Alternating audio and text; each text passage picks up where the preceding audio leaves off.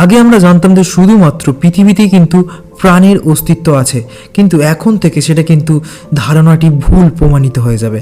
কারণ নাসা পারসাভিয়ারেন্স নামে একটি রোবট মঙ্গল গ্রহতে কিন্তু পাঠিয়েছিল, এবং সেই মঙ্গল গ্রহ থেকে এই রোবটটি কিছু ফটো আমাদেরকে পৃথিবীতে পাঠিয়েছে, এবং সেই ফটো থেকে জানানো যাচ্ছে যে সেই ফটোর মধ্যে দেখতে পাচ্ছেন আপনারা যে এই ছোট ছোট ছোট ছোট একটা ব্যাকটেরিয়ার মতন কিছু জীবাশ্ম, ছোট ছোট, যেমন জল শুকিয়ে গেলে যদি কোনো সেই জায়গায় কোনো ব্যাকটেরিয়া থাকে তাহলে কিন্তু সেই জায়গাতে মুড়ে পড়ে থাকে, তার ফলে এই দাগগুলো কিন্তু সৃষ্টি হয়।